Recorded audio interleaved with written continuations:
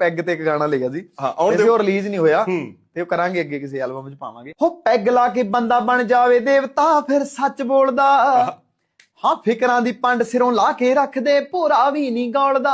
ਹੱਦੋਂ ਵੱਧ ਦਿੰਦੀ ਏ ਸਰੂਰ ਸੰਧੂਆ ਹੱਕ ਦੀ ਕਮਾਈ ਦੀ ਓਏ। ਕੀ ਬਾਤ ਹੈ। ਪੀਣ ਦੇ ਲਈ ਕੱਲਾ ਨਹੀਂ ਕਰਾਰਾ ਚਾਹੀਦਾ ਸਮਝ ਵੀ ਚਾਹੀਦੀ। ਬਹੁਤ ਵੱਡੀ ਗੱਲ। ਓਏ ਪੀਣ ਦੇ ਲਈ ਕੱਲੇ ਨਹੀਂ ਗਲਾਸ ਚਾਹੀਦੇ ਸਮਝ ਵੀ ਚਾਹੀਦੀ। ਪੈਗ ਲਾ ਕੇ ਕਈ ਉੱਚੀ ਉੱਚੀ ਬੋਲਦੇ ਕਈ ਚੁੱਪ ਹੋਣ ਜੀ। ਟੁੱਟੀ ਫੁੱਟੀ ਬੋਲਦੇ ਅੰਗਰੇਜ਼ੀ ਟੁੱਟ ਪੈਣੇ ਕਈ ਬਹਿ ਕੇ ਰੋਣ ਜੀ। ਹਾਂ ਹੁੰਦਾ ਹੁਣ ਰੋਂਦੇ ਕਿਉਂ ਨੇ ਇਹਦਾ ਮੈਂ ਤੱਥ ਕੱਢਿਆ ਹੈ ਨਾ।